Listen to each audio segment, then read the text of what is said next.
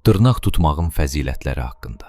Peyğəmbər salavatullahdan nəql olunmuş hədisdə deyilir: dırnaq tutmaq bir çox xəstəliklərin qarşısını alar və ruzinin bol olmasına səbəb olar. İmam Baqir əleyhissalamdan nəql olunmuş hədisdə deyilir: dırnaqlarınızı vaxt aşırı tutun ki, şeytan orada özünə yer etməsin. Əgər dırnaq daim uzun olarsa, hafizə zəifləyər və insanda huşsuzluq xəstəliyi yaranar. Həzrəti Peyğəmbərin səhabələrə etdiyi tövsiyələrin birində buyurur: kişilər vaxt aşırı dırnaqlarını tutmalı, qadınlar isə onları bir qədər uzadıb təmizliyinə fikir verməlidirlər. Rəvayətlərin birində deyilir: səhabələr Quran ayələrinin bir müddət nazil olmadığını görüb, Peyğəmbər yanına gəlib, ondan bunun səbəbini soruşdular.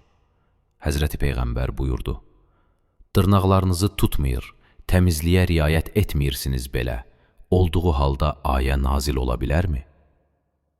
Təbii ki, Peyğəmbərin məqsədi səhabələri təmizliyə və səliqə-səhmana sövq etmək olmuşdur. Peyğəmbər onlara bəzi göstərişlər verərdi və bu göstərişlər bəzən ya icra olunmayır və ya təxirə salınırdı.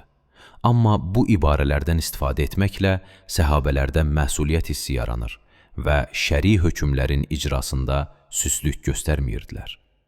Həzrəti Peyğəmbərdən nəql olunmuş başqa bir hədisdə deyilir: şeytanın vəsvəsəsinə uyaraq dırnaqlarınızı dişləriniz ilə təmizləməyin.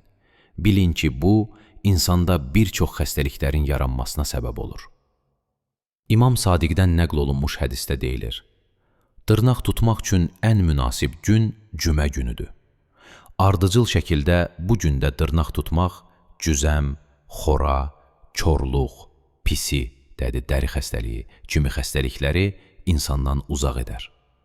Dırnaqlarını tutmaq istərkən sol əlinizin kiçik barmağından başlayıb sağ əlinizin kiçik barmağında qurtarın. Peyğəmbərdən nəql olunmuş hədisdə deyilir: Allah Teala cümə günü dırnaqlarını tutan kəslərin dərd və xəstəliklərini şəfa ilə əvəz edər. İmam Əli əleyhissalamdan nəql olunmuş hədisdə deyilir: cümə və cümə axşamı dırnaqlarınızı tutarsınızsa, ruziniz bol, bədəniniz isə sağlam olar. İmam Baqir əleyhissalamdan nəql olunmuş hədisdə deyilir: cümə axşamı dırnaqlarını tutan şəxsin övladı çox və ruzisi bol olar. Onlar bu sünnətə əməl etməklə heç vaxt göz ağrısından gileylənməzlər. Dırnaq tutduğunuz zaman bu sözləri deyin: Bismillahi və billah və ələ sünnəti Muhammedin və əli Muhammed.